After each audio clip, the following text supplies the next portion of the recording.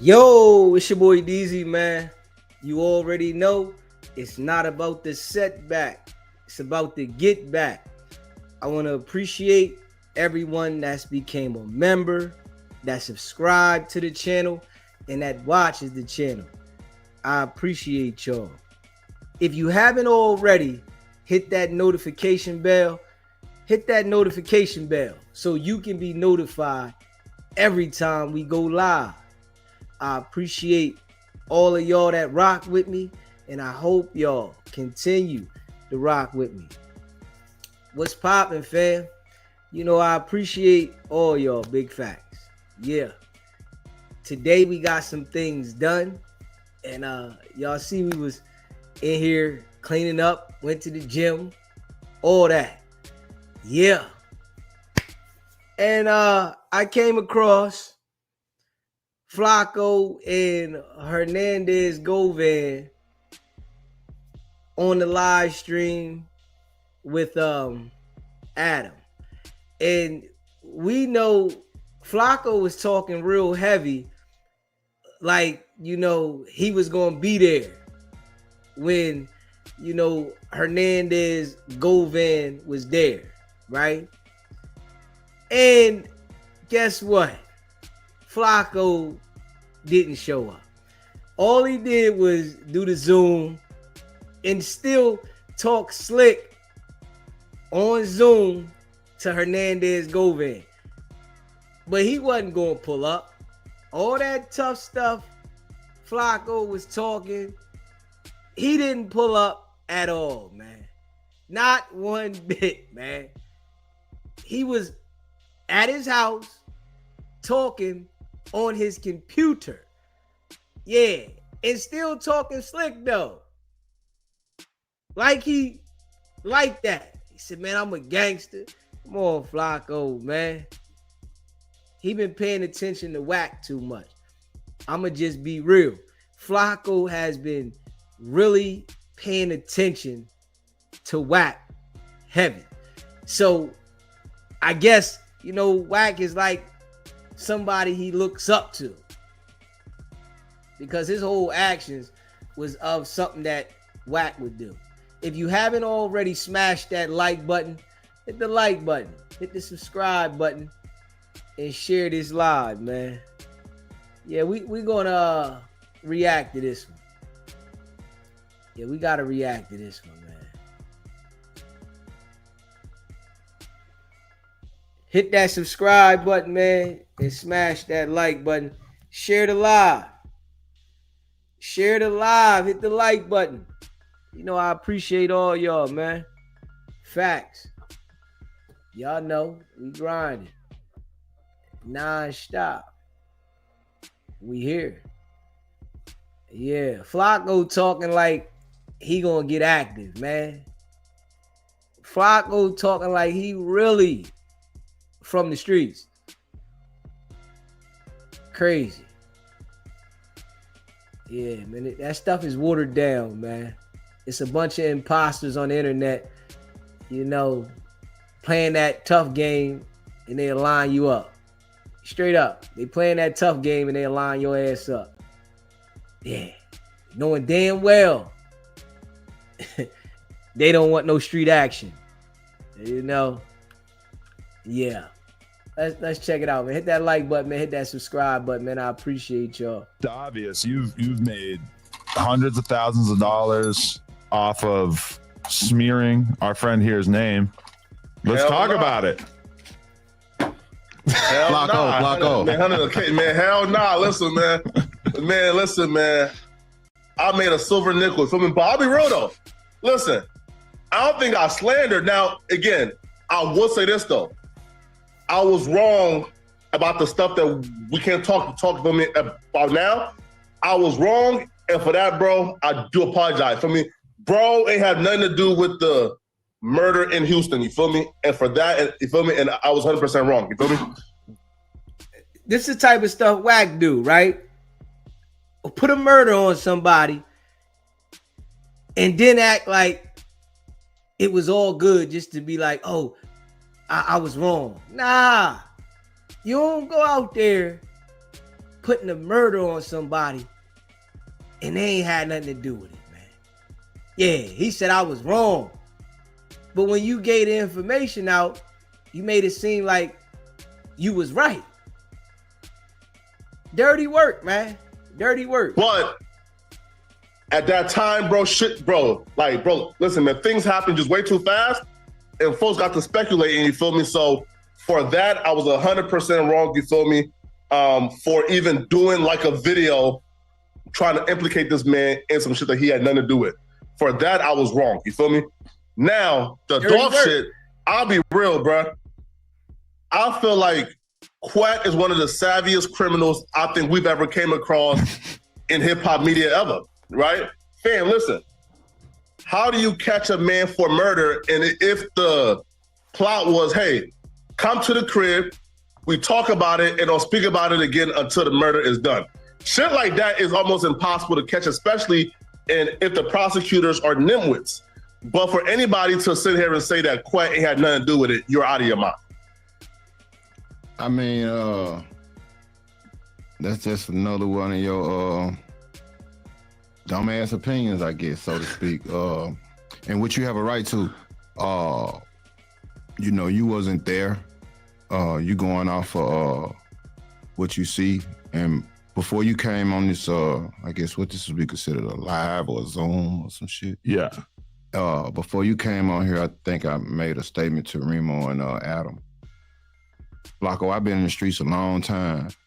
Yeah. And how old are you, Flakko? Me, I'm 28 right now. Oh, you're 28. Oh, okay. Flakko is 28 years old, man. 28 years old and never been out in the streets and play this tough role like he is like that. 28 years old, man. No, you don't want what come with it, but you want to play this role like you really like that. 45, so when I first got in the streets, I don't even know if you was thought about yet, but with that being said, it ain't no way in hell I'm gonna go on a drill or conspire and plan a drill and agree to park the car across the street from my house. Like, some shit just don't make no sense, Flakko. Like, you gotta stop going with what look good for clickbait and what. Man, what I'm gonna say to that though, right there though, the guys that did it, they was the goofies. That don't mean that you playing for them to park across the street. They parked across the street from your house because they just felt that this was an empty spot. You know, when goofy dudes do crimes like this for doofus and goofy prizes that they really don't even get, they don't be thinking. Their brains just lock up and they do the closest thing to what they're doing. Okay, I'm gonna just put it right here. So I don't think that means that you didn't have nothing to do with it, because the dudes that did it parked the car across the street from your crib. And I'm gonna just say that though, being for real. It's attractive to sit down. I think you are intelligent enough and smart enough to be able to dissect certain things and make sense out of it. Like, you may not be a savage street guy or criminal or whatever it was you just characterized me as, but I think you got enough sense that where if you decide to go on a drill, you're not gonna park the homicide car across the street from your house. Man, hell nah. Fam, look, bro. Like, that assumption will be us making the assumption that street niggas are smart. Street niggas are stupid, right? Again, you was not on the drill. Straight Drop and Cornelius was. Those the nincompoops. Those the idiots. They were the ones who parked the vehicle, right? So after, I don't mean to cut you off. So after they parked the vehicle, and let's say I did plan conspire or whatever, right? Yeah, of course. So when I realized that in your words, nincompoops parked the car over there. Yeah. Do you know how many resources that I have if I wanted to, how fast I could have got that car moved? How? Man, I got at least 10 different partners with tow trucks. Now, let's say this right here now, right? So, being honest, you think that he would have called somebody with a tow truck so that would inserted him into the case, guaranteed to move the car? Nah, I don't believe that there. I don't believe that. I don't think he would have called anybody to get the car out of there once they knew that this was the car that they was looking for, because the tow truck people would have definitely be like, yeah, he called me and got me to move the car. They wouldn't have went down for moving the getaway car and the car that was involved in the crime. No, they would have been like, yo, such and such told me to move the car. That's a businessman. So I don't go for that. But, you know, sometimes, you know, when some of these dudes be talking, you know, they want to make it sound a certain way. And I think that was just something that he was trying to throw Flakko off with. But nah, I ain't biting on that one right there. That would have came and moved that motherfucker for me at the drop of a dime. Oh, wait, pause. Again, this is where we go back to again. If you're saying, hey, how could you think that I'm dumb enough to park this car here? Then I'll ask you, how could you think that somebody is stupid enough to take a legal business and come help tow a murder vehicle away and jeopardize their legal business and everything they got going on and be an accessory to murder after the fact? And I'm saying is this: if there are people stupid enough to jeopardize their entire business doing that, then why wouldn't we think that you're dumb enough to say, damn, bro, like, I can't drive this motherfucker out of here because I'm not dumb enough to hop in a murder vehicle and drive it away.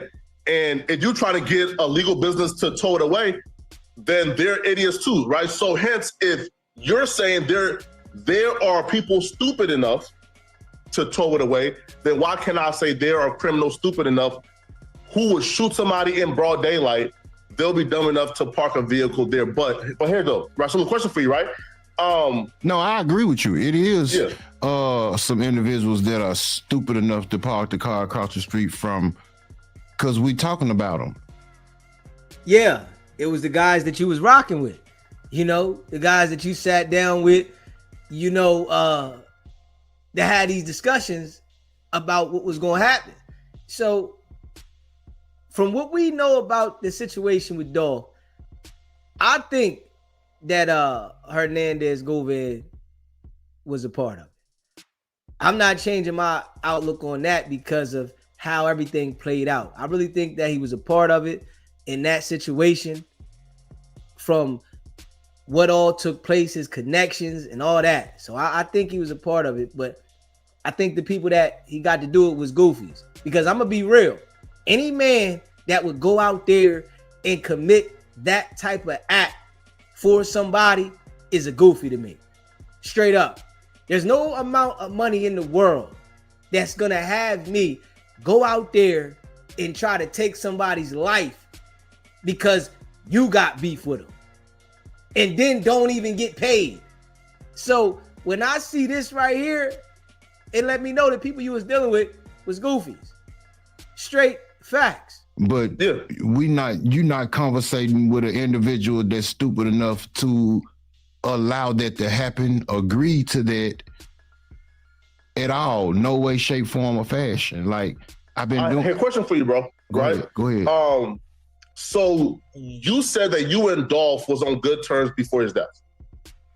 That's not what I said. What I said is that over the years, throughout the course of being in the streets and hustling, me and Dolph have did business together as it relates to marijuana in the streets. We were never best friends. We never woke up and called each other and seen how the other person was doing or any of that. If we ever had a conversation and met up, it was solely about marijuana, and we maybe stayed around each other 5 minutes at most.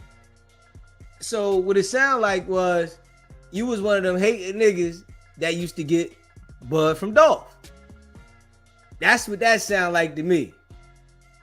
It sound like the boy Govan was one of them hating niggas that used to buy bud from Dolph. And the chance that he could try to get at him, you know, because Dolph went to the moon on the niggas and they wasn't selling bud no more.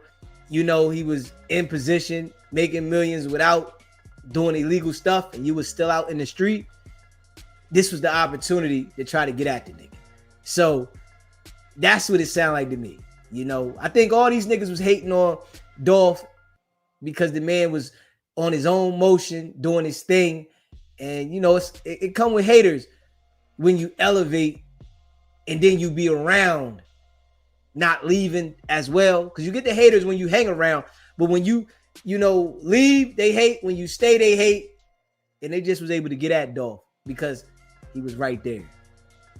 No, sure. But before Dolph's death, was you and Dolph at least on a cordial high and by basis if y'all would have seen each other? Before his death, if I seen Dolph and we were in the same space, then yeah, we would speak. Yeah. Cool. All right, cool. We would have spoke because it was never a situation where I can't think of after the last time I met him on Night Honor, and that was years ago. Like, you know how long Dolph been getting money, and so he ain't been in the streets like that for a minute. So with that being said, after that, we were never in a space where, but it was never an issue or a situation where if we did see each other, that we wouldn't at least acknowledge each other. Sure. And that right there will say y'all was on some type of, again, rather it's best friends or not, y'all was cool, right? Because again, if I see somebody who I don't like, we not speaking, right? We would have to be somewhat cool or on some type of friendly basis to where if I see you, we would dap up and shake hands and speak, right? So y'all was cool. Yeah, we definitely, again, your definition of cool and my definition of cool might be different.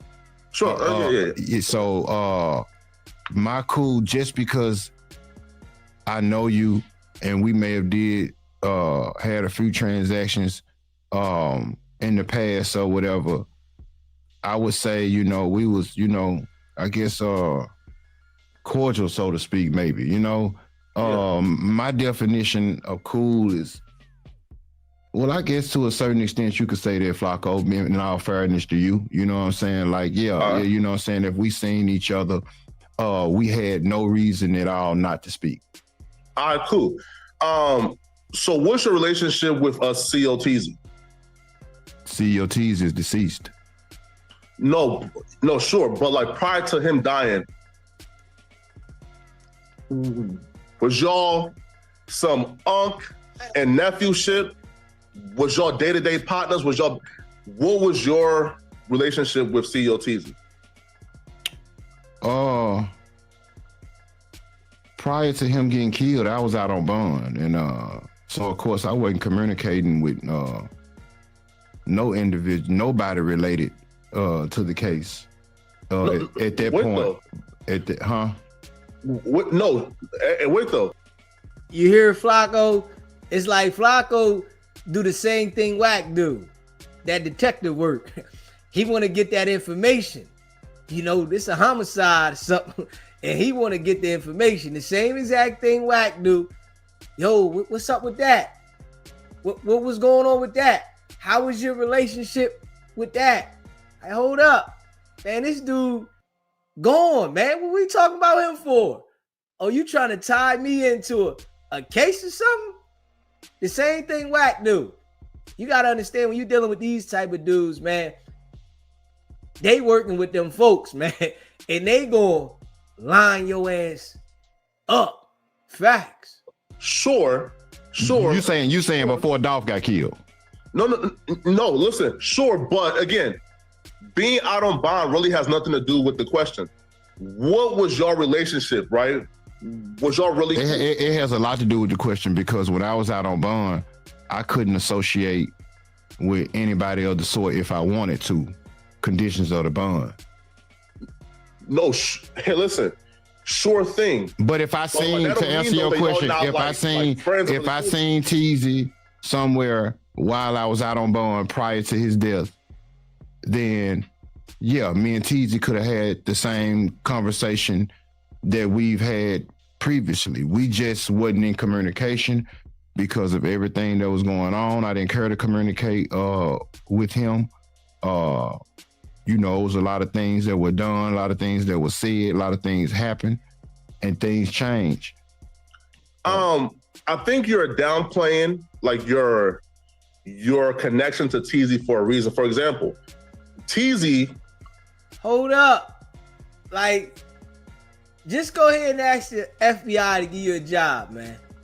Just go ahead and be like Wack, right? And get on payroll.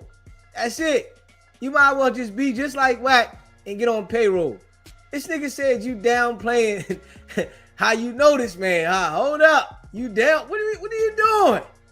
Like, come on, man. Just go ahead and do the same thing Wack do, man.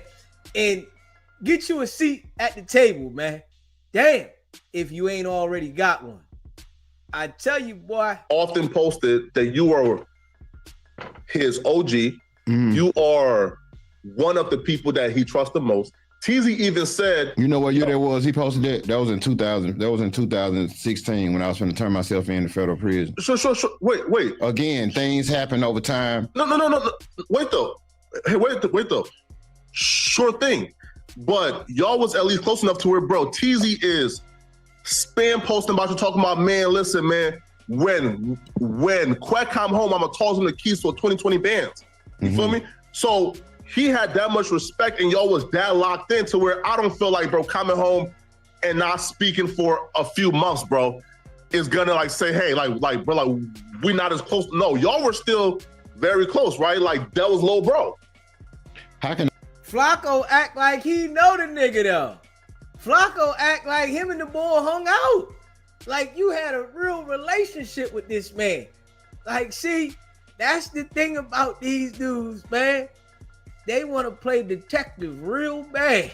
They want to be them people. Yeah. that be my little bro when his name was on the witness list? Huh? Honda, you heard me. I said, how can that be my little bro if his name was on the witness list?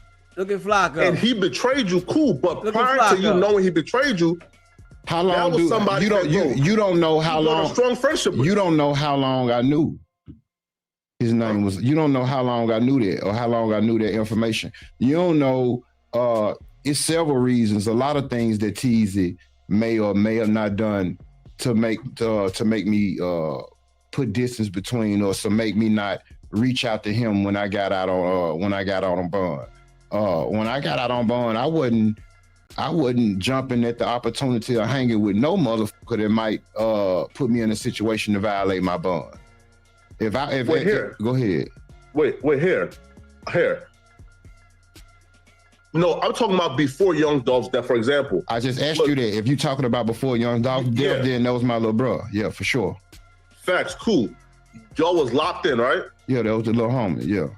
All right, cool.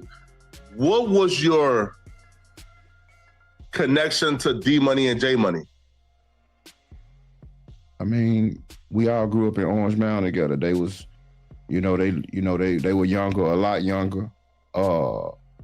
I know their parents. Got respect for their parents. I don't know how it is in your community growing up, but the younger kids, they kind of look up to the older guys with the nice cars and the hustlers and things like that. So, and D Money and J Money were very close friends with my nephew, Jaquiz. And that's where basically I think the closeness of the, I guess, relationship, so to speak, because they were best friends with my nephew, Jaquiz. This like an interrogation. Straight up. This like a straight interrogation, man. Just being real.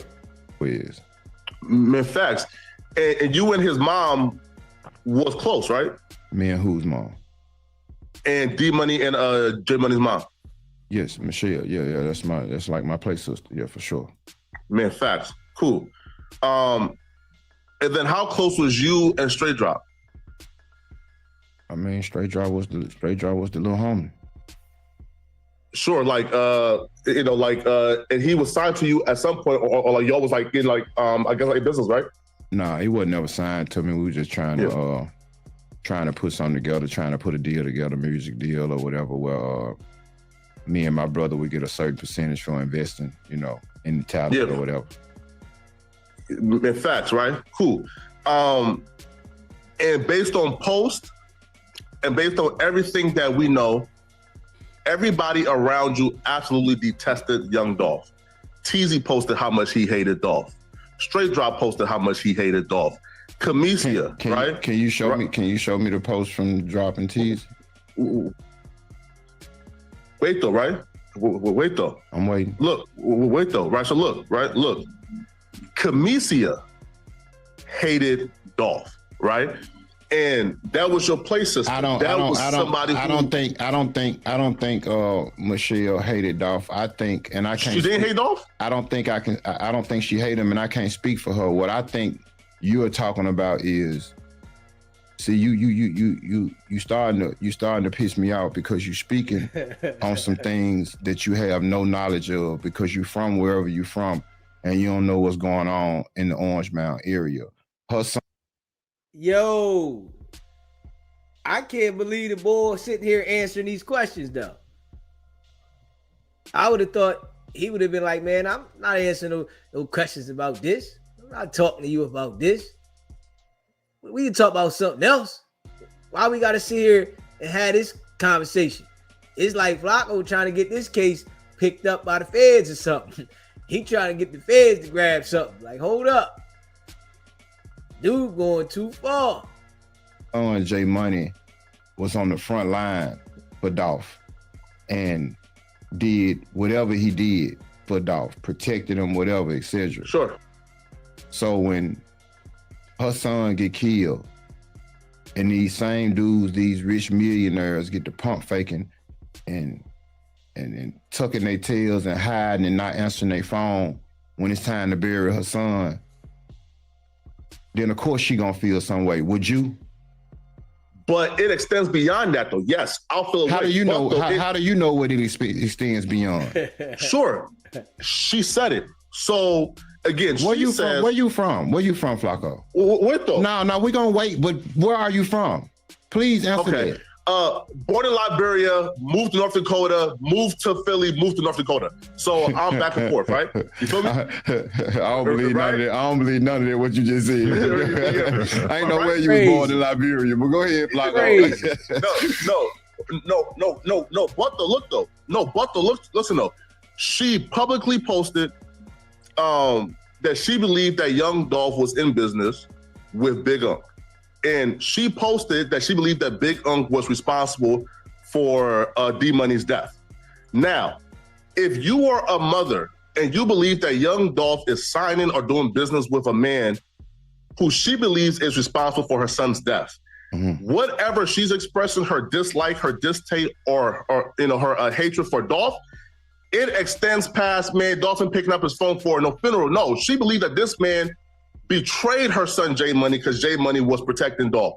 She believed that that Dolph owed that family something and Dolph did wrong. So now I'm saying whether she believed that or not, I can't, you know what I'm saying? What you saying, I can't sit up here and tell you that what you saying is not accurate, Flakko. What I can tell you is that Michelle is a working lady. And no matter how she feels or disgruntled about whatever, she's not finna take the initiative to get in street business and try to have multi-millionaires killed. No, exactly. but she, what I'm saying is, even though she's a working lady and I'm the gangster, she still will have to suggest that or advise me, and she's not that type. She can be upset. She can be upset about somebody shorthanding her son, or she could be upset about Dolph signing someone that may or may not have did something to D-Money or whatever. But you can't, for you to sit up here and to try to create a theory like this lady advised me or asked me or anybody else for that matter to do something to Dolph, then that ain't cool. That's another one of here's your. what we know, though, Quet. Okay, so look, here's what we know so far. Okay. Okay, go ahead. So again, common sense will tell us that if your play sister, somebody who you going over to have dinners and lunch with, if that play sister hates a man so much because that man is in business or signing the man who killed her son. She didn't hate dog. She disliked what he. She disliked what he did. Dolph. She disliked what he did. Wait. Again, your play sister hated that man. I don't believe you see that man and shaking his hand. So I do believe me and Dolph was cordial and cool. That's a lie. Straight drop. Your artist hated Dolph. So I'm saying what was Dolph's reason for what was Drop reason for hating Dolph? Again, all I can say is it sounds like Drop is Trula Mafia and Trula Mafia turned on Dolph after the D Money and J Money shit. That's my theory though. But again, no, that don't matter though. The theory is everybody around you hated Dolph. Everybody around you had a reason why they wanted to go after Dolph. It doesn't make sense for you to now say, all my partners hated Dolph, but I'm the nigga who was cool with Dolph and I would shake Dolph's hand in. How could y'all think that I would do this? No, your play sister wanted him gone. Straight Drop wanted him gone. See, that's what we're not finna do. You sitting up here saying that Michelle wanted Dolph dead. You not finna do that. And I ain't finna sit here on this interview with you and listen to you say that. Hey, yo, if Flakko was in person with the bull Govan, he wouldn't have this energy, man. You see the energy, like he turning the interrogation up. Straight up, he turning it up. He insinuating that somebody else wanted the man knocked off and everybody around him. This a real live interrogation. This the real deal right here. Flakko is doing the work for them people. And them people know it. Yeah, he out there putting that work in for them folks, man. Hit that like button, man. Hit that subscribe button, man. Let's get the likes up. You celebrating when like he died. You don't know her personally. You know what I'm saying? She was celebrating when he passed away. Do you want to see it? Show it to me. Let me see it. Yeah, I do. Show me the celebration. Here, watch real quick. Okay. I'm about to. You already said I'm getting overtime anyway, so we cool. Take your time. No, right here. You feel me? Look, I'm about to go to my Young Dolph documentary. You feel me? Again, it's one of the best documentaries to ever get dropped. You feel me? Check it out. You feel me? Yeah. I know it is. All the damn clickbait in. Nah, man. This really was like the story that he kind of like made his name on YouTube. Yeah, for sure. He's kind of gone on to cover a wide variety of things, but this was like his first time getting 1 million views. Yeah, that's why he's so invested in it. So passionate for sure. about it. Yep. Wait, pause. Come on now, bro. Like, I'm not that invested. You feel me? Shit, you so invested. You so invested. You know what other people thinking in their mind. That's how invested you are. You making up words and statements and shit for people, and you in their mind. Would you a psychologist? And look, she was very upset at Dolph, man. Okay, here. Sorry, I gotta go to like my documentary. Feel me? Okay. I was not expecting him to him to deny not seeing her post about Dolph. 1 second.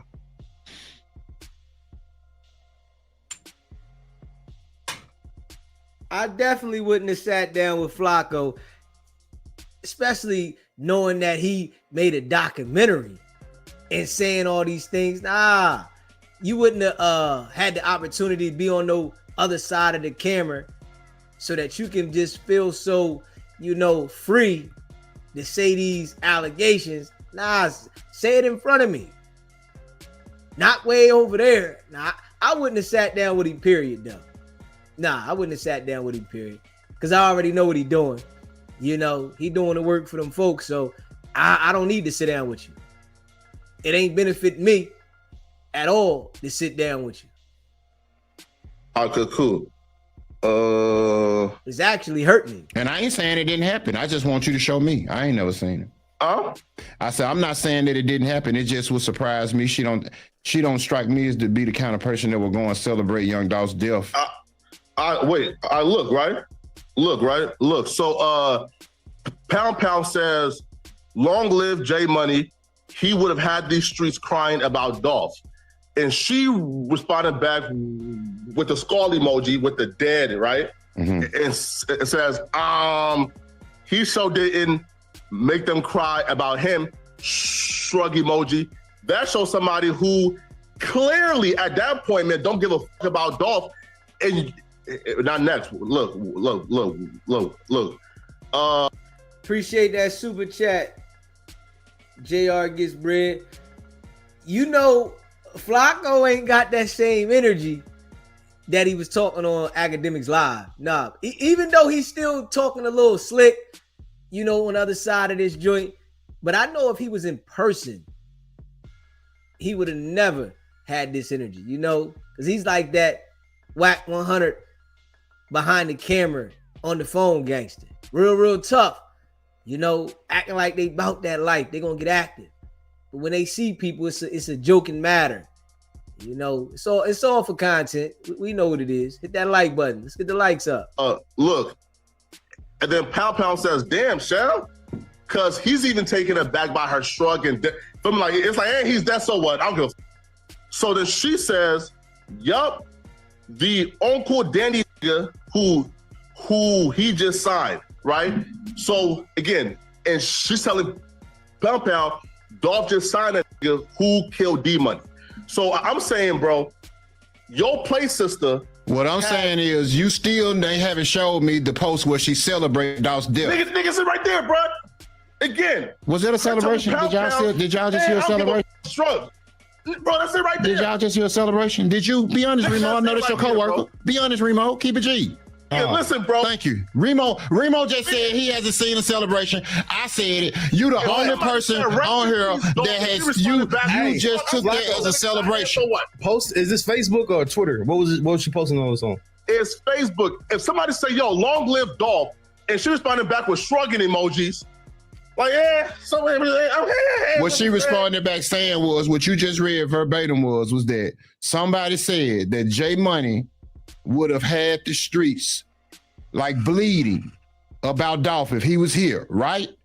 She responded and said that. And he said, long live Dolph. She responded and said that Dolph didn't do the same thing for J Money. No, she had a skull emoji. I don't give a what kind of emoji. What part of that is her celebrating young Dolph's death? The skull emoji and the shrug emoji. That's not a celebration. You know they got celebration emojis on social media, right? Confetti. If she wanted to celebrate. Listen, pause. Bro, I'll be real, bro. The shrug emoji sound. Listen, that's more like ambivalent. That's more like she don't care. You said celebrating. That's what you said. If someone says long live Dolph and you say, bro, you don't like this man. You fine, cool, past that, bro. Why do everybody around you hate young Dolph but you?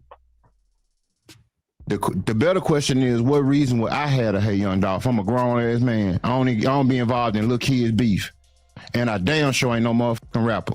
Because your play sister, who you I don't give a fuck about what nobody else. We talking about me. We ain't talking about no play sister. We ain't talking about no drop. We ain't talking about nobody else but me.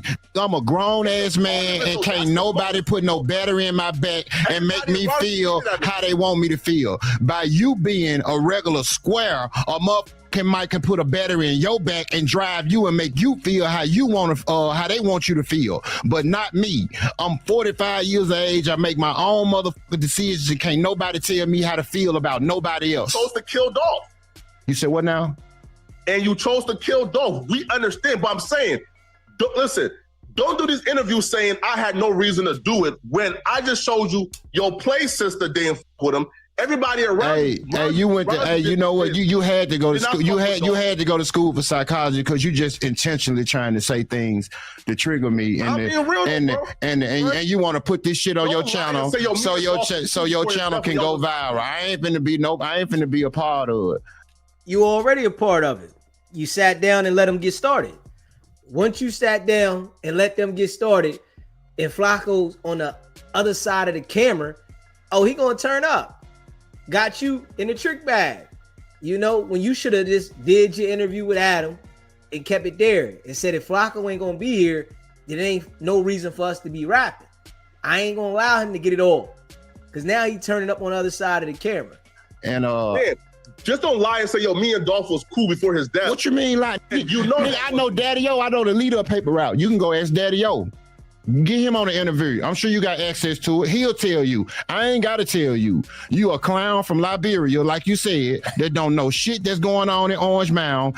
Get somebody from the other side. Ask them. Go ask Daddy O, the leader of Paper Route, is what I'm saying is true. And we can put an end to this, Flakko. I ain't got to keep going back and forth with you. And then you just have surgery.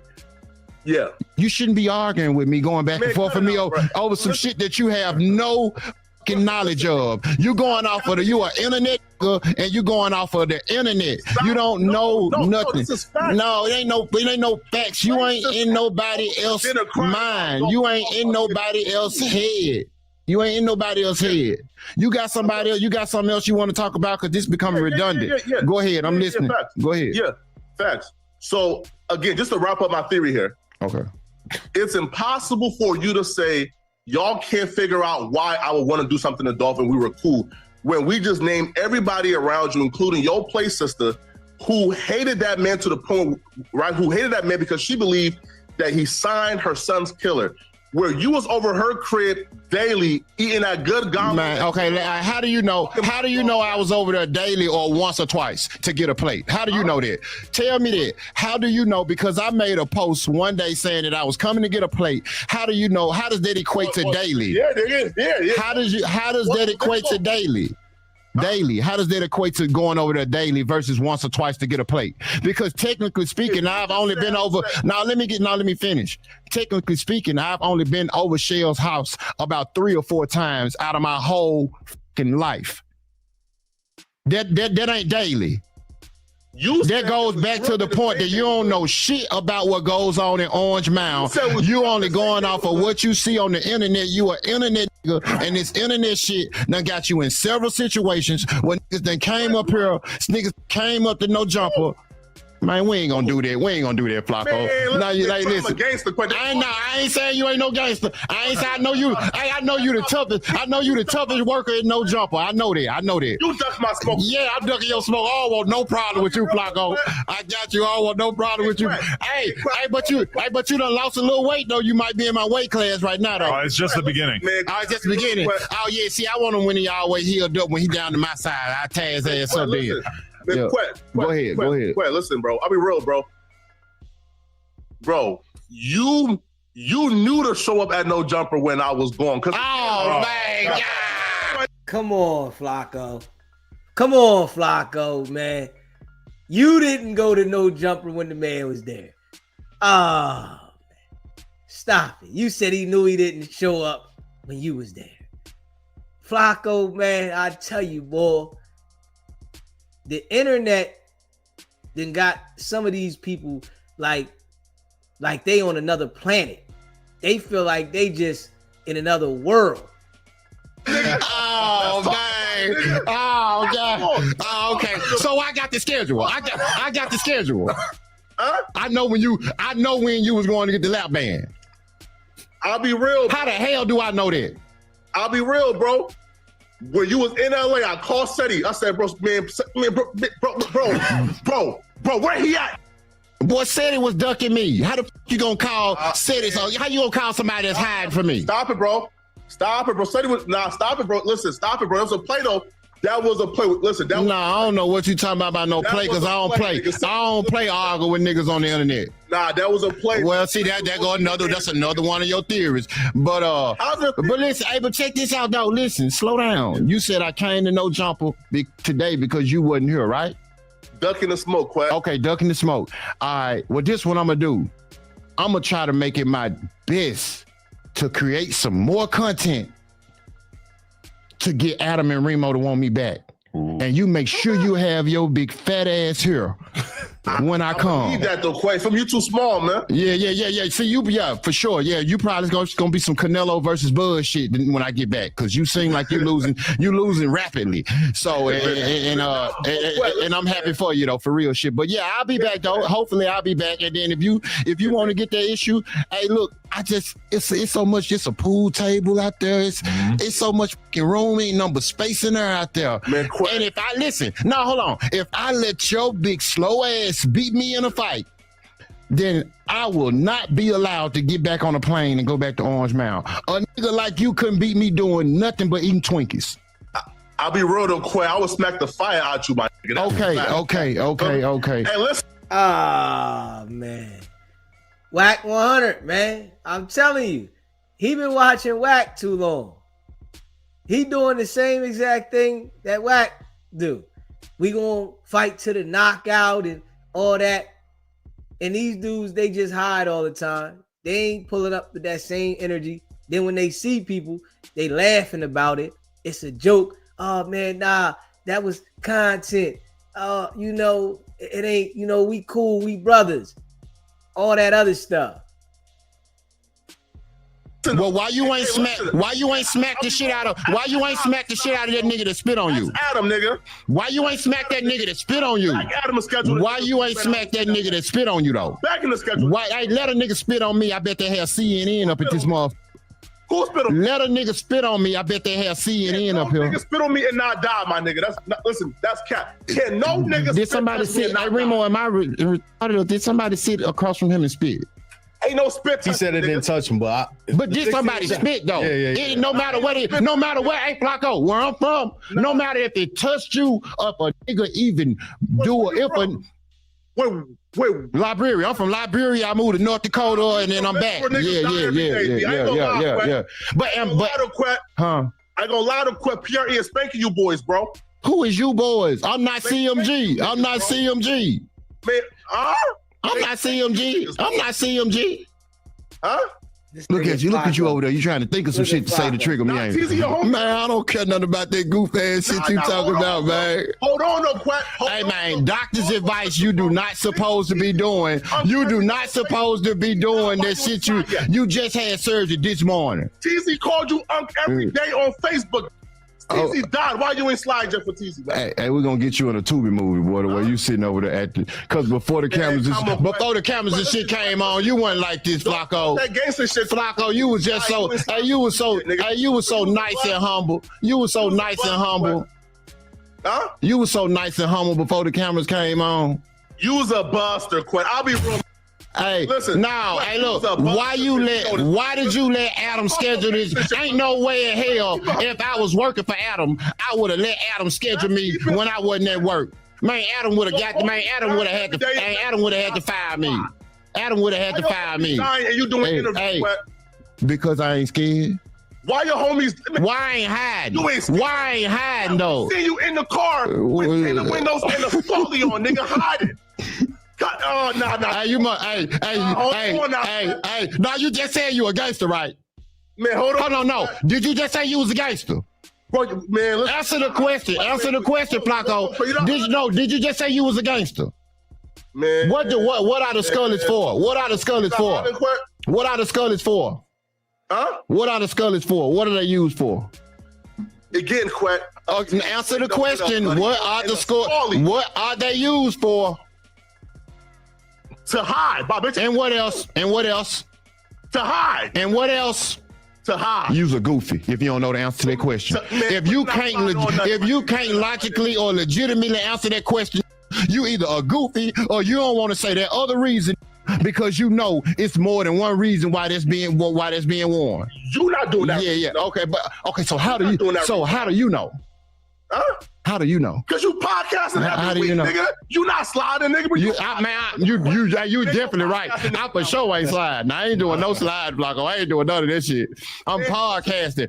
I ain't on nothing. Listen, Flacco was trying to definitely get him. He said, "You sliding, ain't you?" Yeah.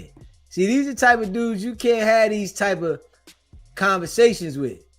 You know, you can't have no type of conversation like this with Whack or Flacco. Their whole objective is to get you to incriminate yourself. And that's their mission. I ain't in tour with nobody. I ain't trying to slide. I ain't slid. I ain't seen a gun since Martin Luther King got shot. Yeah. Or none of that. I don't want no trouble. I'm the softest nigga around, bro. I got a $5,000 bet for you, Quet. A $5,000 bet. Okay, what's the bet? If you go live in Memphis for 30 minutes, I'll give you 30 times. Listen, go live in Memphis. Okay, listen. Okay, this is what we gonna do. This you my best friend. Come on. Okay, listen. I want you to you believe in Christ, God, right? No. You don't believe in God? No, God, yeah. Yes. Okay, all right. So I want you to swear to God that you're gonna send your $5,000 to Adam, and I'm gonna send my $5,000 to Adam, and I'm gonna go immediately. As soon as I get back to Memphis, I'm gonna go back and we're gonna go live for 30 minutes, hanging out the sunroof. Ooh. Hey, no. Flakko be practicing that voodoo, man. You know, they be practicing that voodoo, man.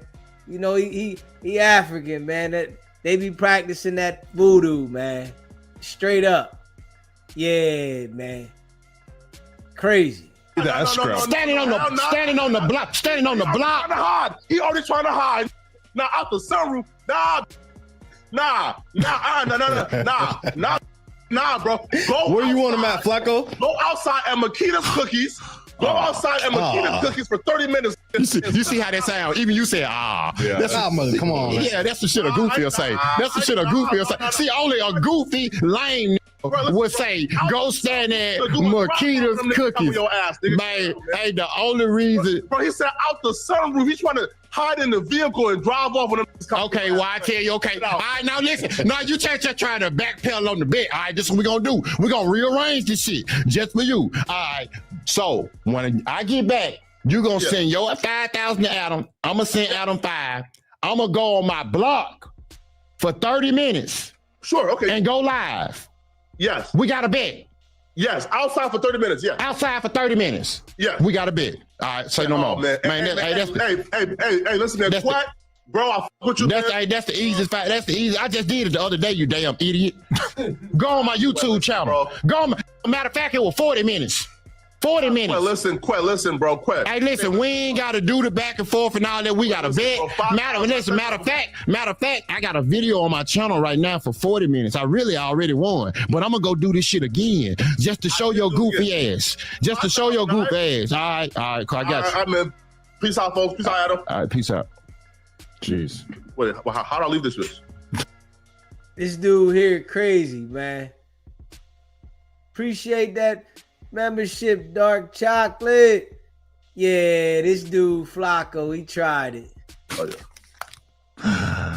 Man, that was more confrontational than I expected it to be. I thought he was going to be chilling, especially with the way it started. Yeah. I knew it was going. We had to heat up. It needed to go viral, baby.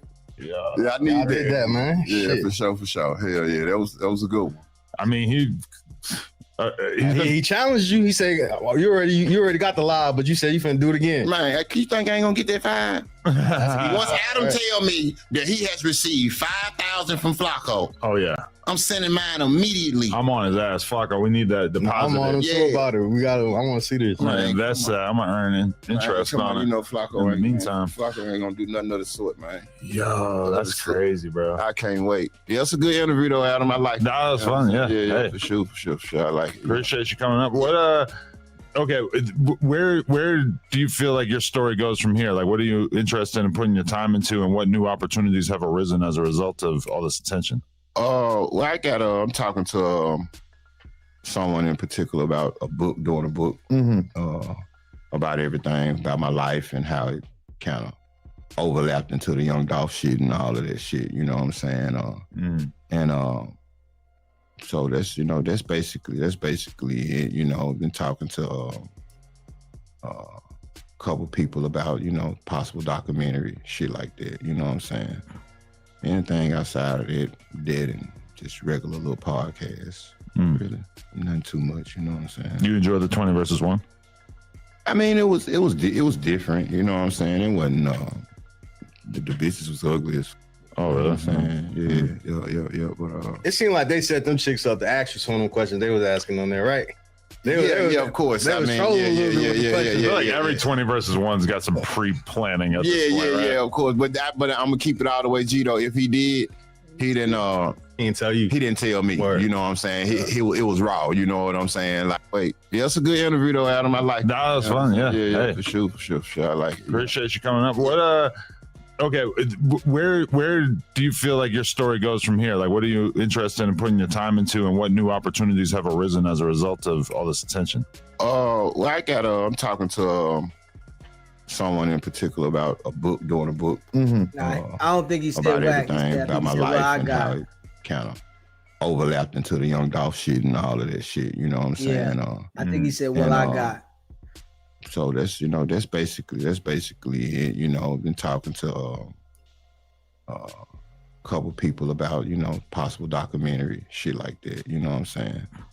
Anything outside of that, dead and just regular little podcasts. Really, nothing too much. You know what I'm saying? You enjoy the 20 versus 1? I mean, it was different. You know what I'm saying? It wasn't. The business was ugly as. Oh, You know really? what I'm saying? Yeah. But It seemed like they set them chicks up to ask you some of them questions they was asking on there, right?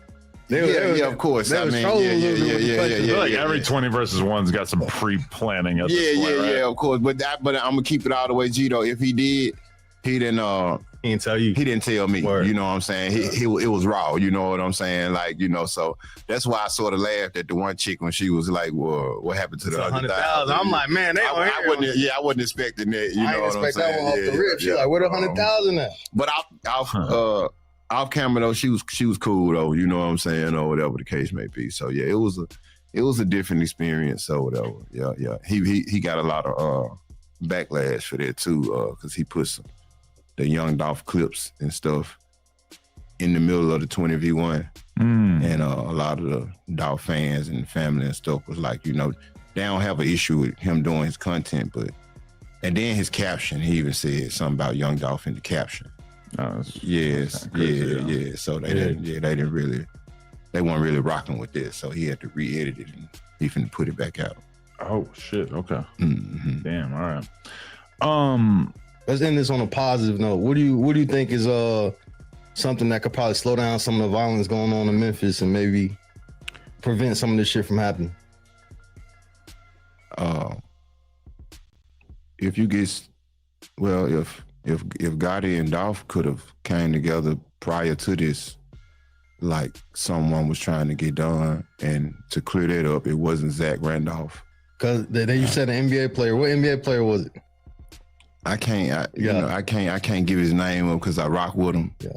And he ain't on nothing negative, you know what I'm saying? But it definitely wasn't Zebo, you know. I'll say this, it was a positive person. And he got a lot of stuff going on, so I don't even want to like associate his name with no type of hip hop beef or deaths and all of that or whatever, but it definitely wasn't Zebo. Like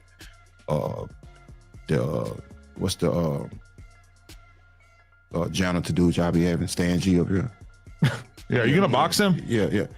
I was texting you, asking you to put it together. Yeah, I feel like I'm kind of not gonna take on the boxing promoter challenge. Yeah. I should, honestly. Yeah, you should, because I remember I was telling you how profitable it could be. You know what I'm saying? Me kicking Stan G ass. I mean, we could just, you know, if he gets some money from somewhere, some sponsors, we can really just do it out here in no jumper. Should we not believe the words that come out of Stan G's mouth? Do you think he's a cap artist?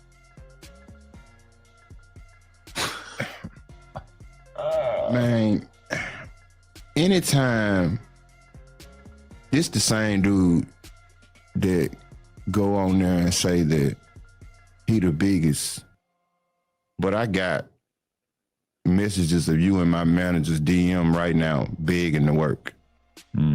But you the biggest. This the same dude that said that I was in federal prison with Stupid Duke when I was just on bond. This the same dude that just come to the internet and just say so much BS that it just don't even make sense. Like, it's the same dude that was on Maury. Like, Man, you could tell Stan G be capping though. You can tell that, you know. He definitely do a little bit of extra when he talking, you know. We Can't can tell believe it happened though. I'm at a point in my life where I'm actually even discussing a nigga that was on Maury. Like, and he just, as far as knowing him from the city, never heard of him, never seen him in the trenches, never did nothing. He ain't,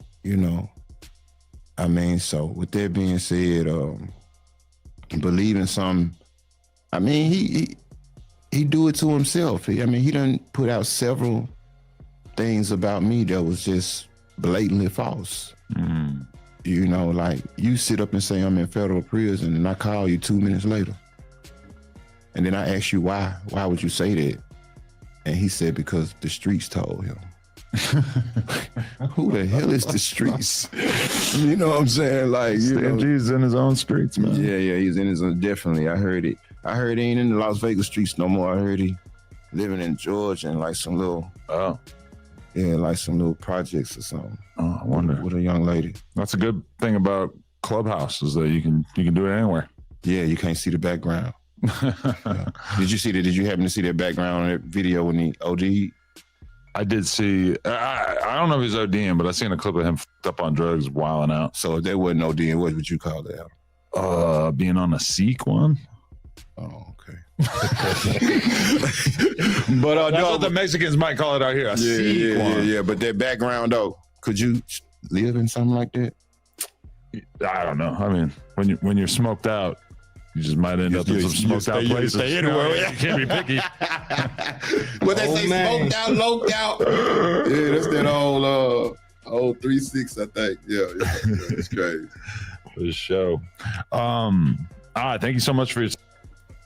Hit that like button, man. Hit that subscribe button. Yeah. Let me see. Hold up. Smash that like button. Let me see here. Hold up. Okay. Well, I seen some updates on the situation with the singer and the young girl. Let me see here. Hit that like button, man. Hit that subscribe button. Hit that like button. Hit that subscribe button. Let me see here.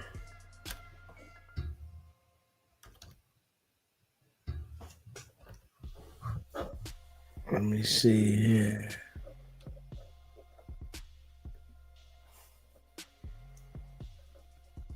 Hold up.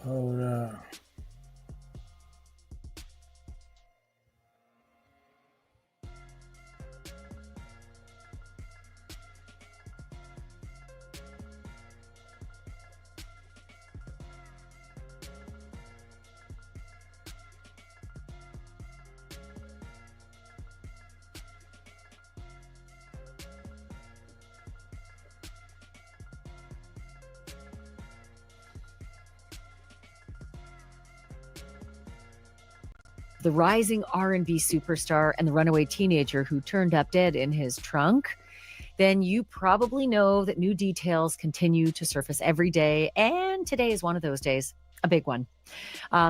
Also, some of the things that we thought we knew at first, they've turned out to be wrong. We find out new things every day and we get corrected every day too. But today, what a bombshell. If you're just jumping into this case, or if you want the full backstory or just reminders or maybe a timeline, I've got all of it. I've put together a playlist with all of our coverage of the singer David and the disappearance and death of Celeste Rivas Hernandez. It's right there in the episode description, but let's get right to it. Yeah, I don't know why he ain't locked up yet either. Because definitely a lot of things point to his direction. To it, because we now have the first confirmation that Celeste Rivas Hernandez, the underage girl found decomposing in the trunk of the singer's impounded Tesla, was in fact dating that much older singer. By many accounts, it seems David and Celeste had actually been dating for quite some time. TMZ is reporting that people who knew David and Celeste socially took it as a given that they were a couple, a romantic couple. David's friends said they actually thought that Celeste was 19. And as we've reported before, she and David apparently were acquainted as far back as when she was 12. And conceivably, she could have met David when she was like as young as 11. I know, it makes my skin crawl. But before I get into... Yeah, that's sick. That's sick, though. And then they said she ran away one time, went back home and ran away again. And for these execs to know that she was a young girl, like, you know, this is why you know there's a lot of sick stuff going on in the industry, in the world, because these people be knowing a lot of things and they just turn a blind eye to it. Do all of this, the bombshell new information. I wanted to just say that I am really thankful, and so is my little guy Atlas. I think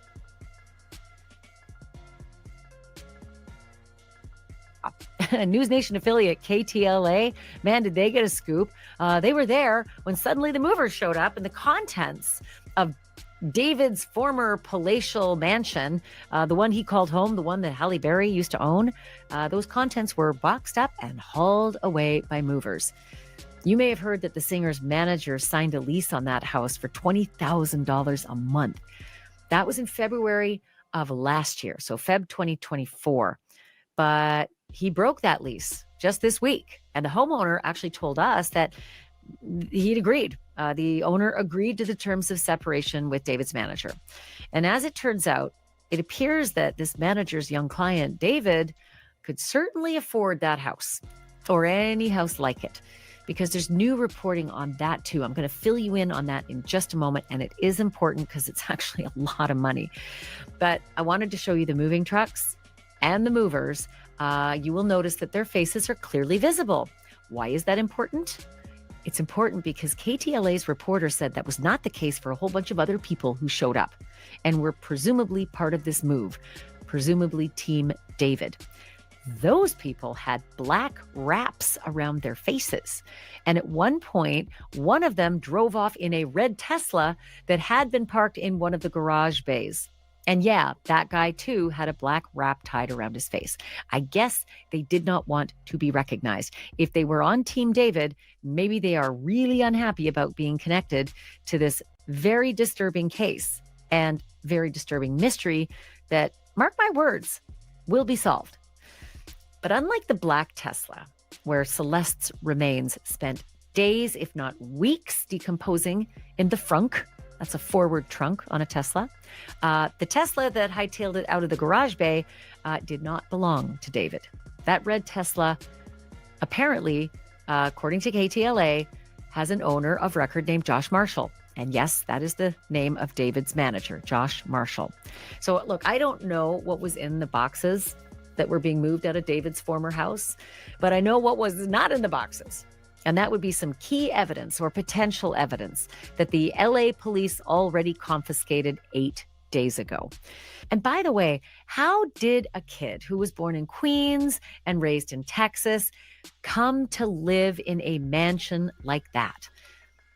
David's real home seemed to be the internet. So follow me here. This is how the money is made. As a kid, David made videos of himself playing the online game Fortnite. You've probably seen a lot of kids do it, but David did something else. David put his own music over the videos to get around those copyright issues with other music. And his clips ended up blowing up on TikTok. They also caught the eye of a record label called Interscope. And Interscope in 2022 signed David to a deal worth a minimum of $3 million. That is a lot of money for anybody, let alone a 17-year-old, because David was only 17 when he signed that deal. But get this, $3 million may be chump change, because TMZ says that the deal he signed was potentially worth twice that, $6 million, depending on the level of his sales. And as for sales, right now, in spite of everything that's going on, or maybe because of everything that's going on, David's music has never been hotter. According to Music News, one of his singles climbed to number 8 on Spotify this week and is also climbing on YouTube and Apple Music. And that is what makes what I'm about to tell you so stunning. Because behind the streaming success and the chart numbers, the evidence tells a hell of a story, and it is a lot darker. Up until tonight, there'd been no definitive proof that David Anthony Burke, the singer named David, spelled D4VD, was actually in a romantic relationship with Celeste Rivas Hernandez, the underage victim found in his Tesla trunk. But now there is. Now there is definitive proof. TMZ spoke with multiple friends of David who were, quote, under the impression that he and Celeste were indeed a couple, a romantic couple at that. David's friends believed that Celeste was 19 years old and a college student. Earlier today, I spoke with the TMZ senior producer named Charlie Neff, and Charlie is behind all of this breakthrough reporting. She is the one who reached out and connected with David's friends and had a very, very insightful conversation. Here's my chat with Charlie. How did they know him, and how well did they know him? Yeah, so the folks that I spoke to are in the LA music scene, so they know David very, very well. They didn't know Celeste as well as they knew David, but they did notice that he was bringing her along when they would go to parties in the music scene.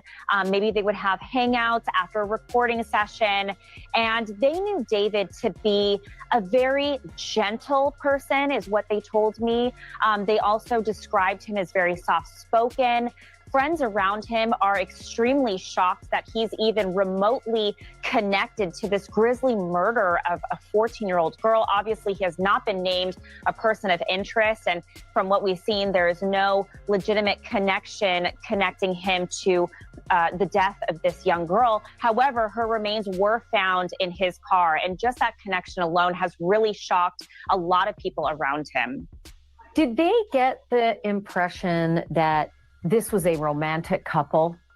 Yes, absolutely. So the people that I spoke to that were seeing them together out in the scene believed they were romantically involved. Now, look, they did not say anything about PDA, said that David was a very shy, quiet person, and Celeste seemed to mirror that as well. So they weren't out there making out at parties and things like that, but they did believe, because they would see them together so frequently, that these two were in a relationship.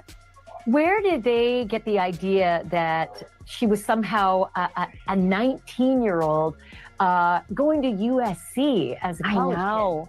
kid? Isn't that just so crazy? Because, you know, we think, how does a 14-year-old child present as a 19-year-old woman? And I was told that these people were just so sure that she was a college student. They were specific. They said that she attended USC from what they believed.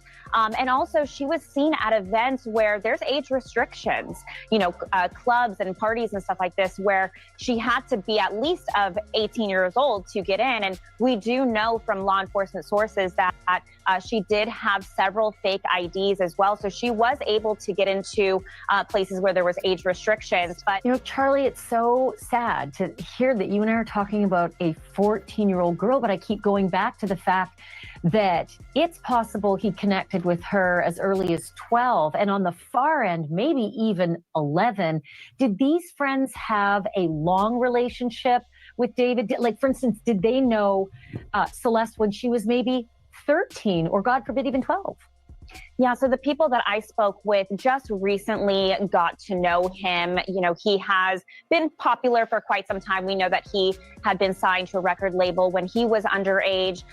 However, he has kind of blown up in the music scene the past couple years. So it would have been the past couple years that they did know her. But yeah, she would have been, what, about 12 years old during the time that she was coming around. And, you know, we don't know a whole lot about who her friends were, if she did have friends. We just know that she was coming around more in his circle. And we know she wasn't really home very often because she wasn't attending school. Well, God, if you think about it, you know, her friends would have been elementary school friends, because it's only a couple years ago that she would have been in elementary school. And if she disappeared at 13, she would have been just into middle school. And just the whole idea that we're talking about it is so uncomfortable. But I am so curious about her story and how she presents. And as you mentioned, these friends of David said she presented very much like a 19-year-old. Did they see her driving? Did they see her driving, say, his car? Because if she's telling everyone she's a USC student, she's got to be going out of the house or leaving his presence on a regular basis. Yeah, these people did not see her driving or ever see her driving his car or anything of the such of the matter. But, you know, she was always with him. So, you know, everything he did in his life, she kind of seemed to follow. Do we know, Charlie, if these friends had any inkling that Celeste had actually moved into that mansion, that she was full on a resident of that home in the Hollywood Hills with David? So the people that we spoke with a lot of neighbors in the area, and they don't recall seeing Celeste, or at least don't remember seeing her face. I know there are reports out there saying that she had been living with David and was at least staying there in the past couple weeks, leading up to when she was discovered. Did these friends of David ever mention that Celeste talked about her family or her home life, or let on anything about her personal life? Yeah, so the people that I spoke with didn't know much about her. It doesn't seem like this really came up, at least in like a social gathering or a social scene. No one really questioned much about her background. Like I mentioned, you know, they just knew her as this college student that went to USC. It doesn't look like they really unpacked that. You kind of just take somebody at their word when they say things like that. Did you get the impression that they thought David might actually be involved in this extraordinarily mysterious and tragic death? So when I spoke to people around him, they were shocked that he was even remotely in, you know, just the same sentence of this grisly, gruesome murder. Just the fact that it was his car that her remains were found in, they were shocked because, you know, they said he appeared to be a very gentle guy, very shy guy, quiet. I also was told that his family is very conservative. They were very much involved in his life. Remember, he's just a 20-year-old, and his family was very much a part of his career from the beginning. And so for him to even be connected in any kind of way, again, he is not a person of interest, but for it just to be his car, they thought was just extremely. I don't know why they keep acting like he ain't the focus of the investigation. You know, she was found in his car. They had a relationship. People seen them together. But, you know, I guess, you know, the people not saying it and clarifying it, that he's the focus of the investigation. So that's why, you know, the outlets keep saying it. But yeah, we all know he's the focus of this investigation for sure. Disturbing and confusing. And just how could anybody do this, especially somebody that they would see at social scenes and things like that? They just can't believe it. It's extremely shocking for them. Do you know if these friends that you talked to have also been interviewed by the police? So I did speak with somebody who said that they have not personally been interviewed by police, but they believe that it's absolutely possible that other people in that group could have been interviewed by police. I'm sure police are trying to make sure that, you know, there's no stone unturned, and they are combing through everything to try to piece together this just horrific case. If I were a betting man, Charlie, I'd say he would be going to his support system, which, as you just mentioned, he's got a supportive family. I think they're in Houston. Does anybody know if that's a possibility? Any sightings, any hint, anything about Houston? There hasn't been any sightings, and like you mentioned, he is from Texas originally, and we do know that he has a couple homes out there as well, which it does not appear that there have been any search warrants for either one of those homes. There haven't been any sightings, so it appears he's in hiding. I'd imagine, you know, like I mentioned, he is not a person of interest. Maybe, you know, if he has no connection to this grisly murder whatsoever, he obviously knew who this young girl was. I imagine that would be extremely hard and painful to hear what unfolded to somebody you know. But, you know, and it's unclear if he's spoken to police, but hopefully they get to the bottom of it soon. Boy, I sure hope police know where he is. If you and I don't, I sure hope they have a handle on where he is, because my feeling is now that he's lawyered up, they still have some questions for him. Charlie Neff, amazing work. Great journalism and a really good interview. Thanks so much. I appreciate this. Thank you so much, Ashley, and I hope you have a wonderful evening. So that is definitive proof from David's friends that he and Celeste were romantically involved. And given the age difference between David and Celeste, he's 20 and she likely died at 14 after being reported missing by her family, that is illegal, pure and simple. So watch this space as to what happens with that information alone. But it isn't like we hadn't suspected that they were in some kind of a sexual relationship. You may have seen some of the clips of a Twitch stream that David abruptly deleted. Viewers saying someone who looks an awful lot like Celeste is on that stream, and her voice is clear as day. There are actually 2 different clips that are floating around, originally streamed in January of 2024. Now, while the stream was ongoing, the chat seemed to turn against David. People commenting that David seemed to be doing something not unlike Jeffrey Epstein.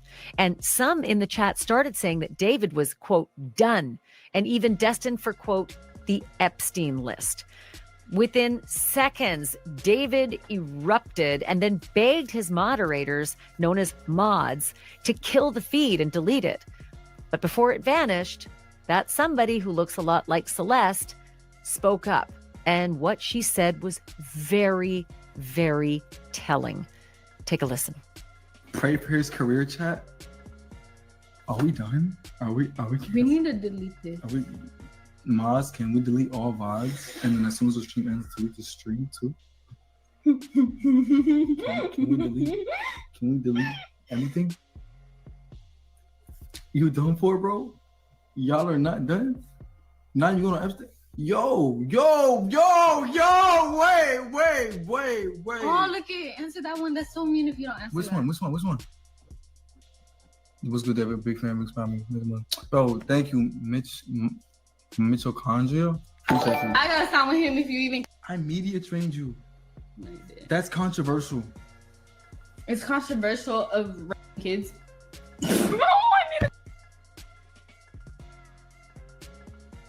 Really good. Okay, It's been a good one. Bye. Bye, guys. Mwah.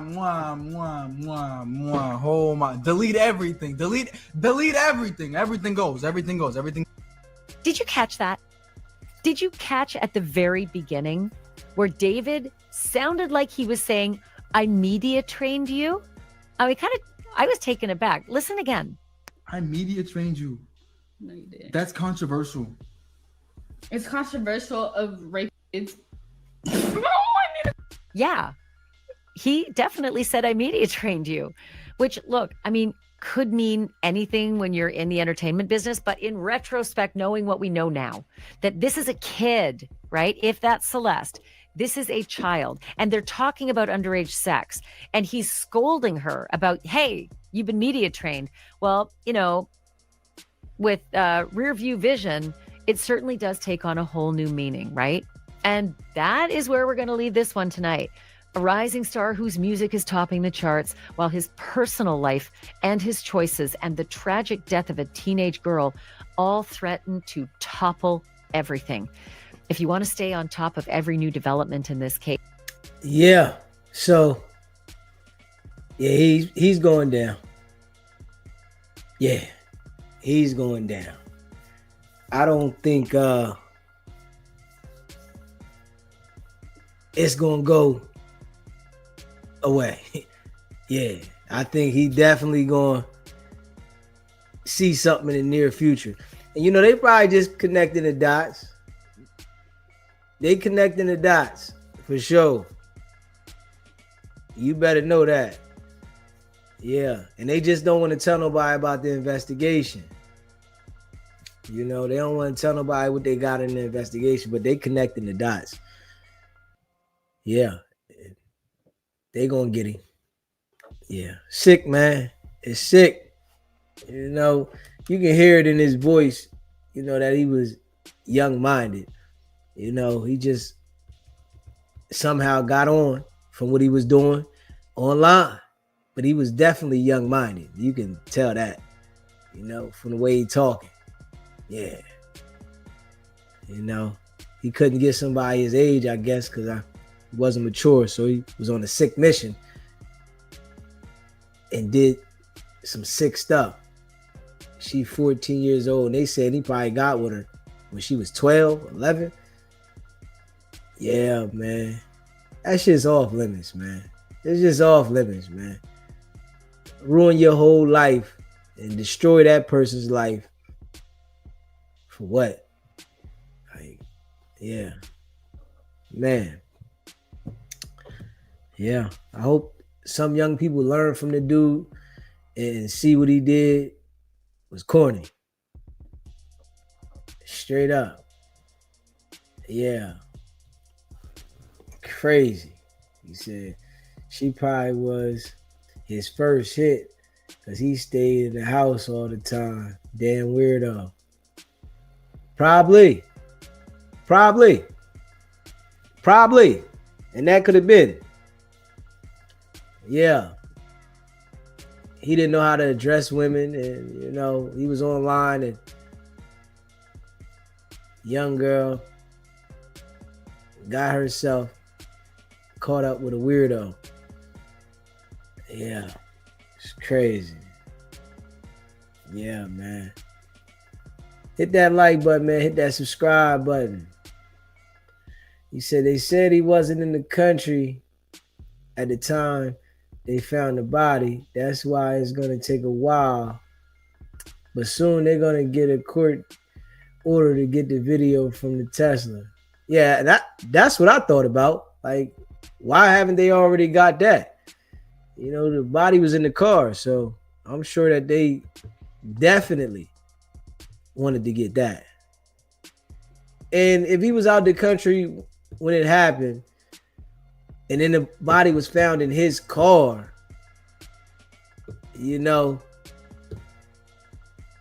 who knows if he, allegedly ordered the situation to go that way.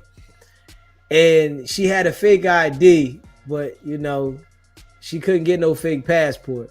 So she wasn't going out the country.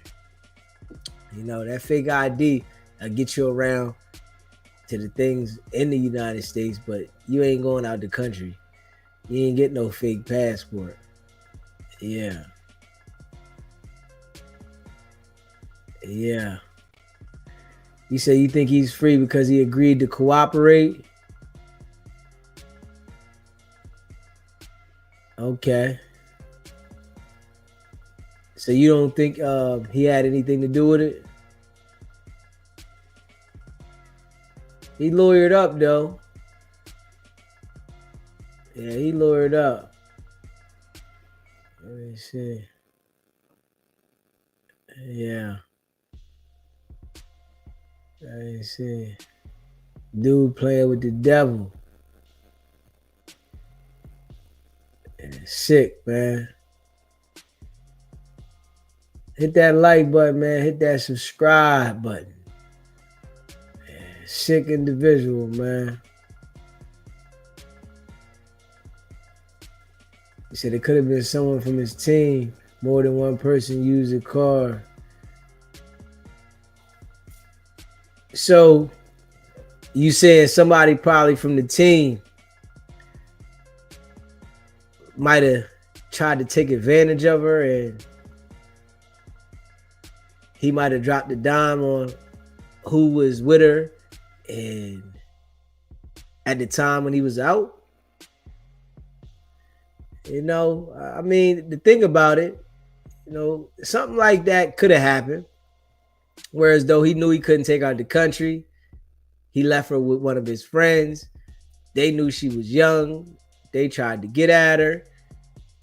And then whatever happened could have went crazy. And somebody could have harmed her after they, tried to take advantage of her. And he knew that the girl was with whoever they was with. Yeah, something could have happened to that extent, And And I guess, all they could probably get at him was with dealing with her as a young girl.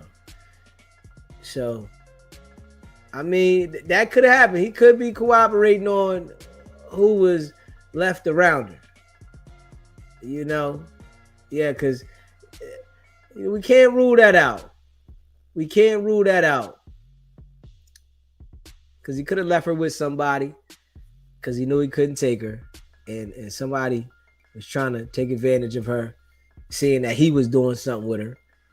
And he left her in his trunk. So, yeah, I mean, it definitely, when I sit there and think about it, it could have went like that too. Yeah. He said he's going to jail for what we don't know yet. Yeah. Hit that like button, man. Hit that subscribe button, man. Yeah. He said all you need is 12 people to convince. Yeah. He said that's all you got to do is do more research on dude. You can see the industry manipulate young people in the sacrificial rituals. Yeah, the industry definitely is a wild thing. It's a lot of wild situations that go on in the industry. I do agree with that. I do agree, man. He said, they're not going to show the cards. Want him to feel comfortable. Of course. Of course. They want to keep him comfortable. But I'm sure they took his passport because I think they said that they canceled his tour that he had, that he's about to go on out the country. So they probably took the passport until they get the investigation complete. Yeah. It's sad though what happened to her. For real. That's a sad situation. But I know they're going to get to the bottom of it. They're going to get to the bottom of it. That's one thing. With a situation that goes so public like this right here, they're going to get to the bottom of that. For sure. Yeah. He said, I think they're covering all angles first before they arrest him. Yeah. They definitely covering all angles. They definitely covering all angles. And, I can say it's either or. Either he had something done to her allegedly, or somebody was with her that tried to take advantage of her and things went left. So I think it's either those two things in my mind. You know what I mean? Straight up. Either he had something done allegedly, or somebody that was with her tried to take advantage of her and things went left. Yeah. So I think those two things it could be. It's wild though, man. It's wild, man. It's wild. How long was she missing before they found her? How long was she reported missing? Smash that like button. If you haven't already, hit the like button. Hit that subscribe button. Yeah, I wonder how long was she missing? For sure. Yeah. Hit that subscribe button, man. Smash that like button. I don't know how long she was missing. Let me see.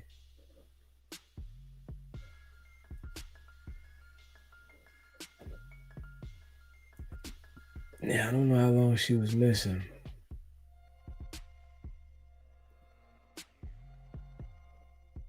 He said like 2 years. I think over a year. Wow.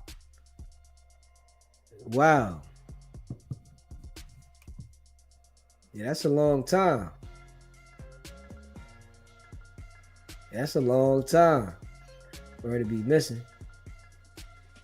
Over 2 years. Yeah. Hit that like button, man. Hit that subscribe button. Let me see here.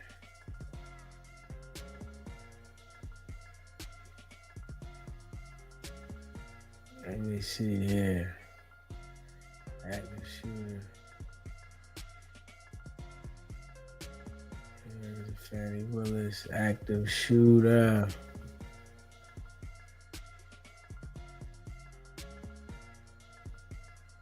Let me see.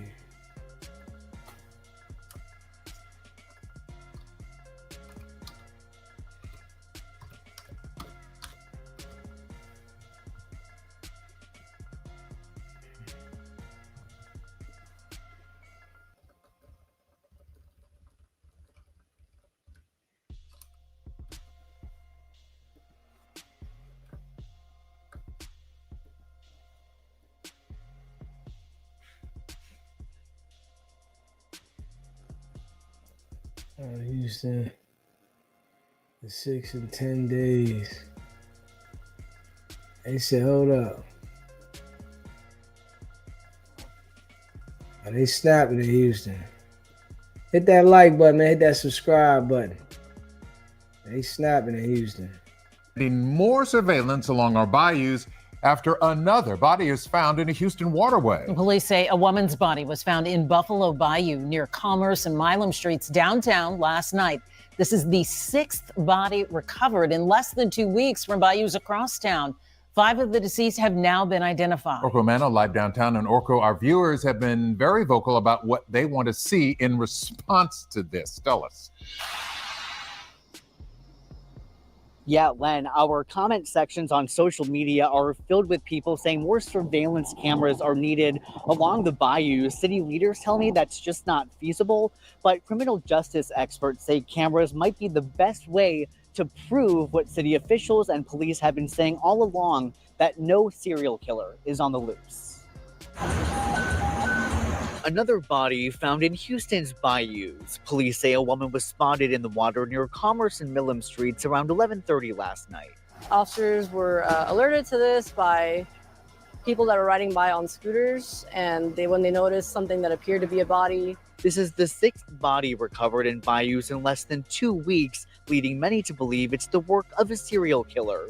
City leaders saying earlier this week that's not the case. There is no evidence that there's a serial killer loose on the streets of Houston. But the public wants answers. KHOU 11 viewers Hannah, Lucy, and Chris all commenting on our posts online, asking for more surveillance cameras by the water. I brought that to City Council member Carolyn Evans-Shabazz. A lot of people have come to us asking for more surveillance by the water. Is that something that City Council is looking into? I have heard that suggestion, but I don't know how we could implement that. To say that we can install cameras, we would have no idea where to put them because we don't know where the bodies went into the bayou. To be honest, serial killers are very rare. Even so, criminal justice expert Krista Gehring tells me more cameras might be what's needed to put those rumors to rest. How important is it to try to show that to people who are convinced there is a serial killer? I think it's very important because obviously when you have these bodies showing up seemingly all at once, there's obvious concern. The camera might actually capture where an individual falls into the bayou or has an accident or is intoxicated or whatever, because that's likely what is happening. Now, I also reached out to the Houston Parks Board, which manages many trails around the bayous, and asked if they planned on installing more safety measures, including cameras. They sent me a statement only saying in part, quote, "As with any public space, residents should remain aware of their surroundings, stay cautious and vigilant, and if you see anything, call 911. They add that they rely on the city and county's law enforcement departments for public safety. I also reached out to Houston Police this afternoon for more updates on any safety measures here, but they only referred me to a press conference they had earlier this week with the mayor. Reporting live downtown tonight, Orko Mano, KHOU 11 News. People awfully worried about what's happening here. Orko Mano, thank you for the update. Yeah, man. They dropping bodies over there left and right. Yeah, I don't know if it's a serial killer, but it's probably somewhere where people are seeing that it's easy to get rid of the body and not be found. You know, people watch the news. They see that the bodies is being found over here and nobody's being caught. So I don't think it's somebody doing the same exact thing. So it could be this where people feel like it's okay to do this at, man. Straight up. It's crazy though, man. You definitely gotta be mindful, man. You gotta be aware. You know, everybody ain't to be trusted. I tell you that. Everybody's not to be trusted, man. For sure. Yeah. Everybody's not to be trusted, man. For sure. And that's real. Smash that like button, man. Hit that subscribe button. Everybody is not to be trusted. You better know that, man. Let me see.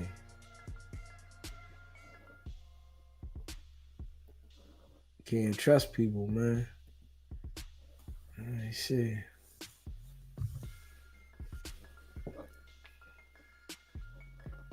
Let me see. Hold up. Somebody fell out in the courtroom while waiting to be sentenced. They fell out in the courtroom. Let me see. Hold up. Courtroom sources tell KPRC2 News that a man ingested drugs while awaiting sentencing at the Harris County Criminal Justice Center this morning. Yeah, we've learned he was taken to the hospital where he later died. KPRC2 News reporter Rilwan Balogan is at the courthouse right now. We know this is an evolving situation. What can you tell us, Rilwan? Hey, we can confirm with you all that the identity of that individual is James Paul Anderson, a former school teacher, was preparing to take a plea deal after the murder of his wife, apparently in front of his children back in 2023. His wife, Victoria Anderson, in Kingwood. We understand there is going to be a plea deal.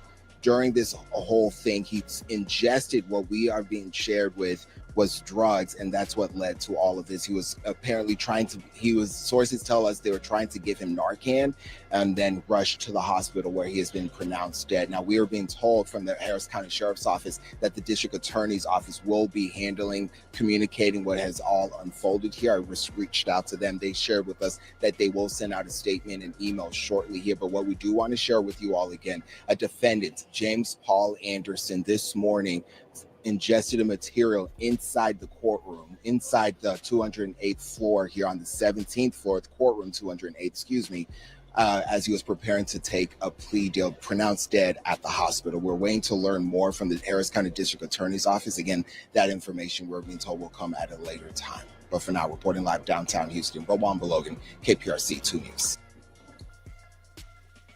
So he tried to swallow some meth at sentencing? Oh, man. That's deep. Yeah. Well, I mean, if he was ready to take the plea, I know his wife rolling over in the grave happy.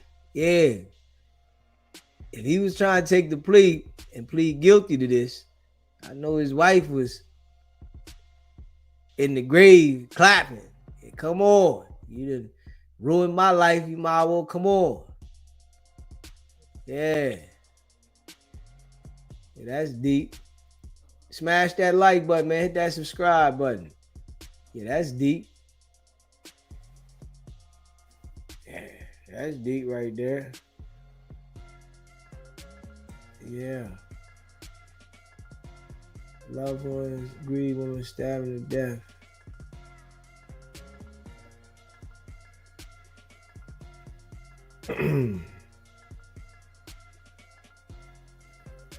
Ex-cop bar for life.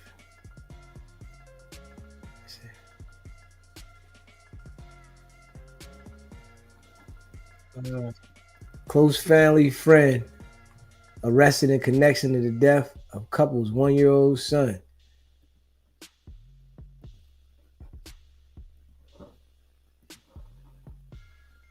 Piecing together what happened to a family in Berks County. We told you about this family last night at 11.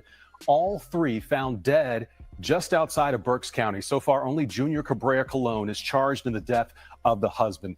No one has been arrested in the death of his wife and young son. NBC 10 Shire Arias joining us in the newsroom. Shire, newly released court documents point to a possible person of interest. Fred, according to court documents, police say they have surveillance video of a second person at the scene of one of the murders. Tonight, a small memorial near Bear Park serves a painful reminder of a Dominican family whose lives were brutally cut short, their bodies discovered across separate locations in Berks County. On Tuesday, police confirmed the death of 31-year-old Geraldina Peguero Mancebo, her husband, 32-year-old Junior Cabrera Colon, and their 1-year-old Jaden Jr. Peguero. The deaths ruled homicides. Police say Junior's body was discovered on September 13th in a grassy field with a gunshot wound to the head. Police say 61-year-old Jose Luis Rodriguez confessed to killing Junior and was charged with first-degree murder.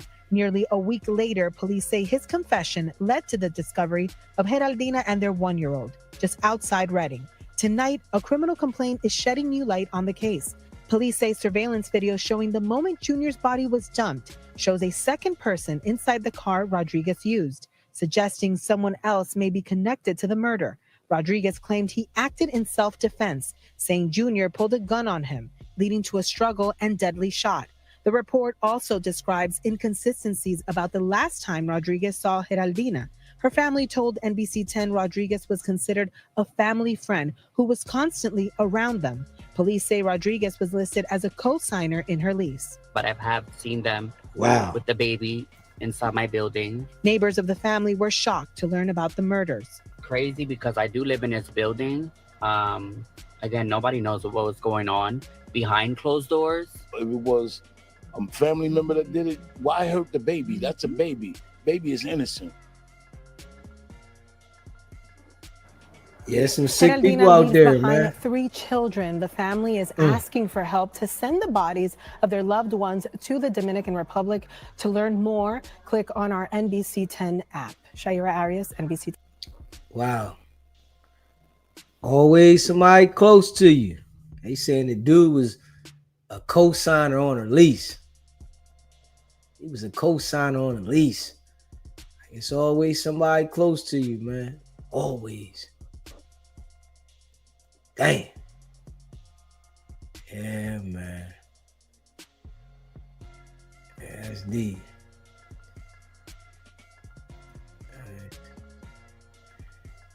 Damn. Hit that like button, man. Hit that subscribe button. They say NBA star. NBA star. Sister killed after alleged domestic violence. Tonight, the sister of a New Jersey NBA star murdered. Taraya Reed was the older sister of Minnesota Timberwolves star Naz Reed. She was found shot to death outside her Jackson apartment this weekend.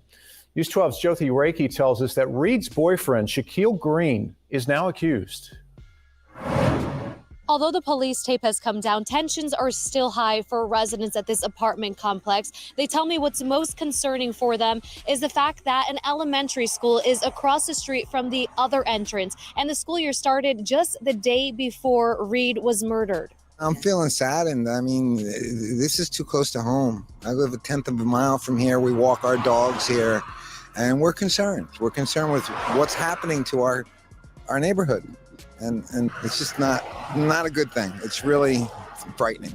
These are just some of the images NBA center Naz Reed has shared on social media since his sister Taraya Reed was found by Jackson police with multiple gunshot wounds in the roadway of her apartment complex early Saturday morning. The images, dating back to their childhood, confronting a devastated community with the painful results of domestic violence. I've been here 41 years, and it's always very quiet. And now, actually, in the last week, I've seen police in my neighborhood for domestic disputes, and I don't know where it's all coming from. I've never seen this before. 28-year-old Taraya Reed could be seen on the sidelines coaching at a summer youth camp with her brother that News 12 covered about a week ago. Hope Group headquarters in Neptune City, just one of many organizations too shaken up to comment about the tragedy facing the beloved local family. However, Providence House Domestic Violence Services in Ocean County sharing their thoughts in a statement. Quote, "We're all too familiar with the heartache associated with the shocking act of violence that took the life of Taraya Reed. We hold space in our hearts for her family and friends right now." And they reminded residents of the emergency shelter, food, clothing, legal advocacy, and counseling they provide. I don't know what happened, what caused it, but it's a bad thing. You could always come to a different solution instead of killing somebody over something. It couldn't be that bad.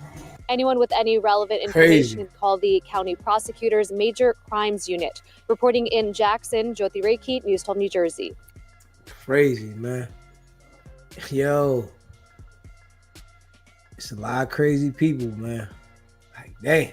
A lot of crazy people, man. This shit is happening all over the world, man. This is all over the world, man. Yeah. All over the world. Damn, a 16-year-old girl. A 16-year-old girl accused of killing her mother. What the hell?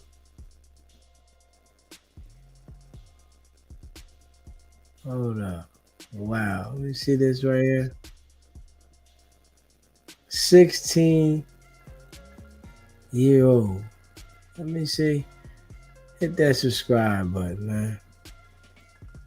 That's deep.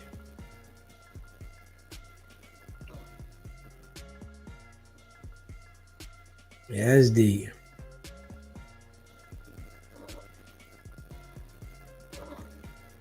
In custody after allegedly shooting and killing her own mother, Tayamoya Moore.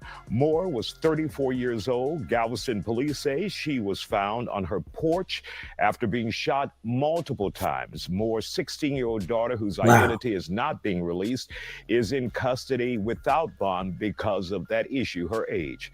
Fox 26 spoke to Moore's family about this tragedy. The last couple of days, I've been feeling like I'm losing my mind. I was questioning, like, why? Why would you do this to your own mama? I just can't believe she's gone, for real. When you got the news, I was devastated. Devastated. Didn't want to believe it.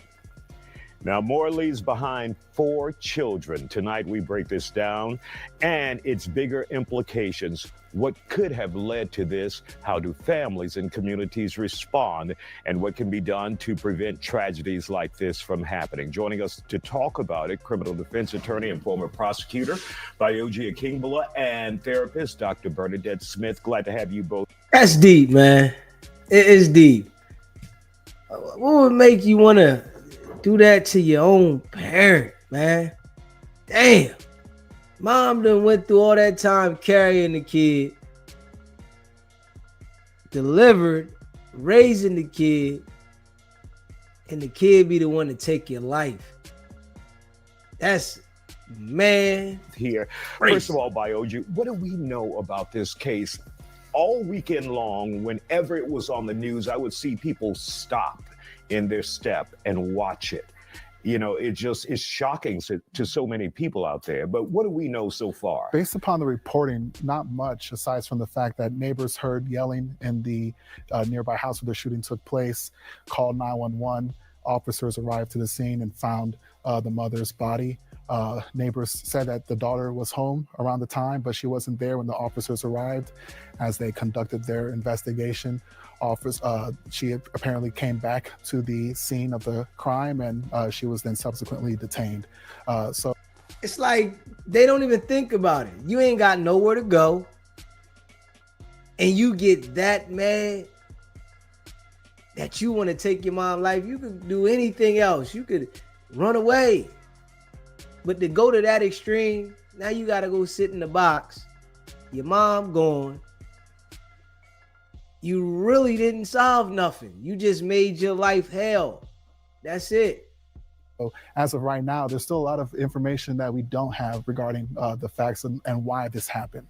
Now, we have seen videos on social media of them collaborating together, looking like they had a good time. I mean, could that tell us anything? But first, before we get to that, we'll leave that for Dr. Smith. But what's happening to this young girl right now behind bars? Well, first, as a defense attorney, I'm always going to say we have to presume that she's innocent until proven guilty. And that being said, she's going to be detained right now. They're probably going to try to bring together evidence to say that there's probable cause that this crime has been committed. The first thing that they're going to look at from the prosecutor's side is whether or not she should be tried as an adult. And they have what's called a certification hearing. For serious crimes like murder, typically they will try to try someone of that age as an adult just because of the seriousness of the crime.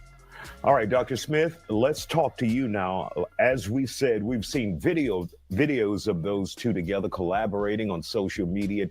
It's definitely something in the bud, though. I say it all the time, man. That weed that they smoking out there, that shit ain't weed. Yeah, that shit ain't weed, man. They got all the people doing crazy stuff. All the people turning into fruit pops. It's just, I think that the weed is definitely throwing the balance off of a lot of people. For real. Talk, looking like they're having a good time as mother and daughter. Yeah, no, and I saw the video as well, and that very well could be the case. It's hard to hear that they might be charging her as an adult because our frontal lobe doesn't fully form until we're 25, which means impulse control, ability to fully understand the gravity of their actions isn't quite there yet. And so while we don't know what was going on, right, both things can be true in terms of them being able to have fun and create memories together, while also there being conflict. That doesn't necessarily mean that there was abuse or anything in the household. But again, we also have to recognize when we have somebody who's 16 and we don't have the facts, we don't know. So I'm just, speaking generally. And of course, we don't know if she actually did this. That part too, right? That part yeah. too. But then what we have to understand is when we have a child who does such an act like that, their frontal lobe isn't fully formed, their executive functioning isn't developed yet. We don't know what role drugs, peer pressure, past traumas might be playing in this. Are there any signs that parents can see, that family members can see, that friends can see that could cause them to step in and say, hey, get her some help? Yeah. So, and here's the tough part, right? Because when you are in that age category, adolescence, 12 to like 21, you have a lot of hormonal changes going on.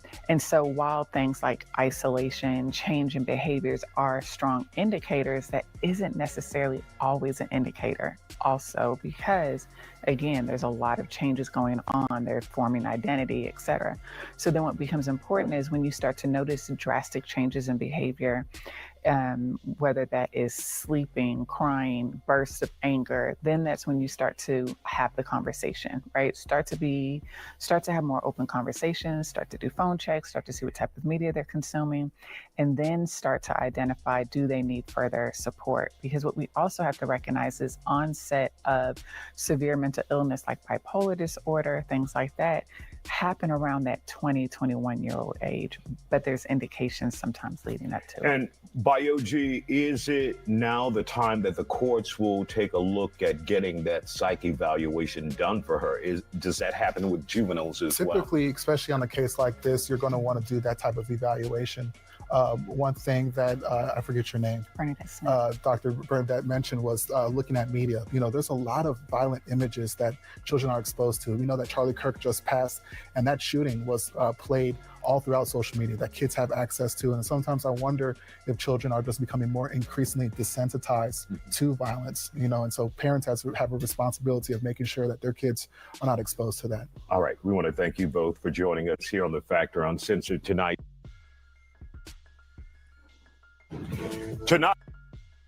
Hit that like button, man. Hit that subscribe button. Yes, sir. Yeah. Crazy. Latavia, 11. You said, what if her mama just wasn't SHIT? I notice some parents don't even know their children. They don't see change in their children's personality or nothing. Then when they do something crazy, they use mental illness as an excuse. Yeah. Yes, they do. Yeah. Yes, they do. Whoa. Smash that like button, man. Hit that subscribe button. Share the live, man. It's a lot of crazy situations. For sure.